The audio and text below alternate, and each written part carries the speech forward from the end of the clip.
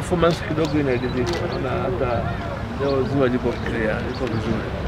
Hata changamoto ni yale makubwa ya zamani ambayo sasa yanahitaji nguvu ya ziada, na kupitia wataalamu wetu wa bonde, wataalamu wetu wa NEMKI, tunaanza hatua mbili za haraka. Hatua ya kwanza ni kujaribu kuyakata, kuyapunguzia speed ya kukua, tuone kama nazi yakazama.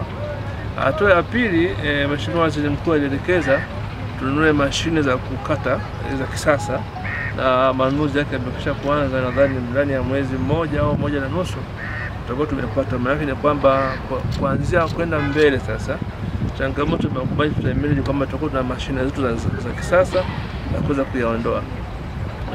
Changamoto bado ipo kwa sababu yanakuwa kwa speed, lakini kwa kushikana na serikali ya mkoa nadhani time manage, lakini so far haino hivi. Kwa hatua za kwanza tunaona mafanikio kweli mazuri, na leo ziwa ni safi na kazi imefanyika na wenzetu tunaendelea na kazi. Malalamiko yaliyokuwepo hayapo tena, kwa hiyo tumefanikiwa kwa kiasi fulani. Nimpongeze mkuu wa mkoa na timu yake, nimpongeze wenzetu wa bonde NEMKI, lakini kwa niaba ya ofisi ya makamu wa rais nasema kwamba changamoto ya mazingira tunaifanyia kazi kwa nguvu sana na matokeo yanaanza kuonekana, na ni changamoto ambayo kila mtu ni mdau. Mimi na wewe ni wadau, kwa hiyo lazima tushirikiane. Wafugaji wa samaki za vizimba pia tushirikiane nao, namna wanavyoingiza chakula vya samaki, tuangalie quality ya vile vyakula, ili mwisho wa siku ziwa libaki kuwa salama na matumizi ya watu wote. Nilipeleka kilio cha wananchi wa Mwanza kuhusiana na changamoto ya feri zetu, lakini pia changamoto ya usafiri hapa darajani. Mtakumbuka kwamba feri zetu ziko hapa, tunazo feri 3. Lakini mara kwa mara baada ya ujio wa magugu mapya yale madogo madogo ambayo mnayaona tumeyavuna yako pale, na tumeyavuna tani 600, na hadi leo tunatumia shilingi milioni 2 kwa siku kuwatumia wavuvi hawa wa eneo hili kuyavua yale magugu, ili hivi vivuko vyetu yani feri visiweze kupata changamoto, ili wananchi wa hapa muweze kusafiri vizuri. Kwa hiyo kama tunatumia milioni 2 kwa siku, maana yake kwa siku 10 serikali inatumia shilingi ngapi? Kwa siku 20 serikali inatumia shilingi ngapi?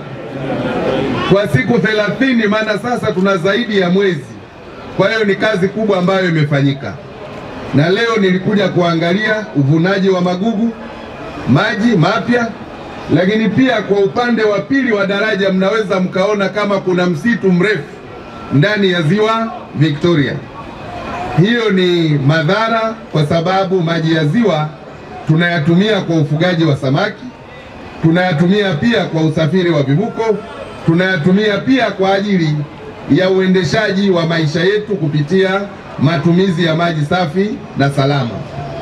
Kwa hiyo habari njema ambayo tunayo leo ni kwamba baada ya kuwasilisha kilio chenu kwa Rais Samia amejibu kilio chetu na ametoa fedha kwa ajili ya kuhakikisha tunakuwa na mradi wa kutokomeza haya magugu ili asiathiri shughuli za usafirishaji, shughuli za uvuvi, lakini pia shughuli za upatikanaji wa maji ndani ya ziwa.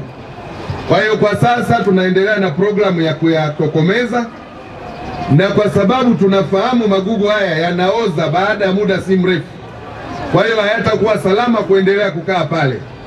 Nimemwelekeza mtu wa bonde kuhakikisha magugu yale yaliyovunwa sasa kuyaondoa pale na kuyapeleka kwenye dampo ambako hayawezi kuathiri mwananchi wa hapa Misungwi wala Sengerema.